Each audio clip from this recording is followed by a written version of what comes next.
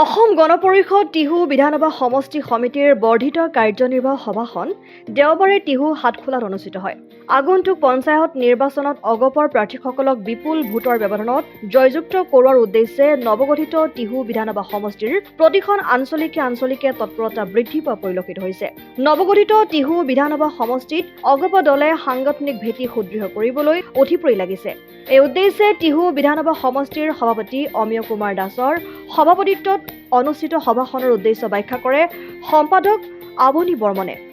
উক্ত সভাত কেন্দ্ৰীয় তথা টিহু বিধান পৰিষদৰ পৰ্যবেক্ষক ধৰ্মেশ্বৰ ৰয়, কেন্দ্ৰীয় কাৰ্যনিৰ্বাহক বাণী কলিতা, জিলা সম্পাদক কনকেশ্বৰ দাস, কেন্দ্ৰীয় সমিতিৰ কাৰ্যনিৰ্বাহক কেশৱ ডেকা, প্ৰাক্তন জিলা সভাপতি ডক্টৰ ফটিক শৰ্মা, টংকেশ্বৰ দাস, শংকৰ দাস, ডক্টৰ সুৰজিৎ বৰ্মন, টিহু মহিলা পৰিষদৰ সভানেত্ৰী সবিতা ডেকা, মাধৱ শৰ্মা, প্ৰফুল্ল কলিতাকে ধৰি ভালে সংখ্যক নেতা কৰ্মী সমৰ্থক উপস্থিত থাকে। সভাৰ আৰম্ভণিতে নলবাৰী জিলাৰ অগপৰ প্ৰাক্তন সদস্য ৰমণী বৰ্মনৰ মৃত্যুত 1 মিনিট সময় ভগৱানৰ ওচৰত মৌন প্ৰাৰ্থনা কৰা হয়। টিহু বিধানসভা সমষ্টিৰ বৰ্ধিত কাৰ্যনিৰ্বাহক সভা এখন অনুষ্ঠিত কৰিলোঁ। দলে মোক পৰ্যবেক্ষক হিচাপে দায়িত্ব দিছে আৰু এই বৰ্ধিত কাৰ্যনিৰ্বাহক সভাত আমি আমাৰ দলৰ ভৱিষ্যতৰ কৰ্মপন্থা, আমি দলটো কেনেকৈ আগবঢ়াই লৈ যাম, বুথ পৰ্যায়লৈকে আমি দলটো কেনেকৈ শক্তিশালী কৰিম, আমাৰ বিভিন্ন ভাতৃভগ্নী সংগঠন আছে, এই সংগঠনবিলাকক আমি কেনেকৈ শক্তিশালী কৰি ৰাইজৰ মাজলৈ যাম, এই কথাবিলাক আমি পুংখানুপুংখভাৱে পাতিলোঁ।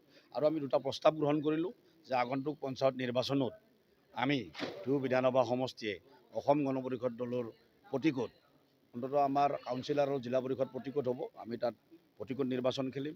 আৰু আমাৰ এইবাৰ চৰকাৰে সিদ্ধান্ত লৈছে যে 10টা ৱাৰ্ডত কোনো ধৰণৰ প্ৰতিকোট নিৰ্বাচন নহয়, এইটো নিৰ্দলীয়ভাৱে হ'ব।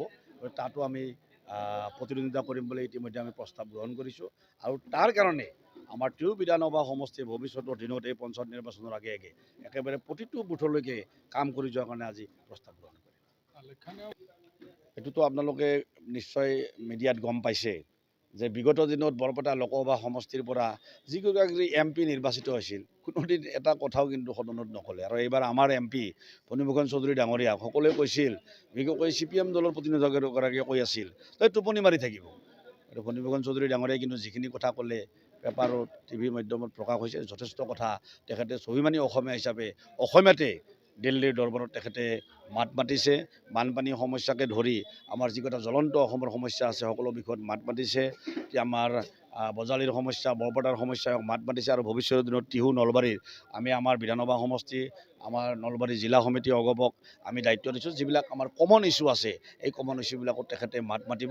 আৰু আমি আশা ৰাখিছোঁ যে ফণীভূষণ চৌধুৰী ডাঙৰীয়া অসম গণ পৰিষদ দলৰ এজন অক্লান্ত কৰ্মী, পিতামহ ভীষ্ম, 8 বাৰৰ বিধায়ক বঙাইগাঁও সমষ্টিৰ পৰা।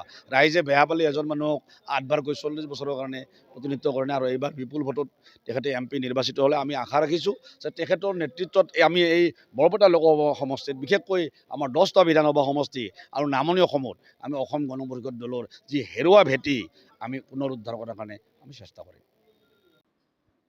অসম আদিত্য, নলবাৰী।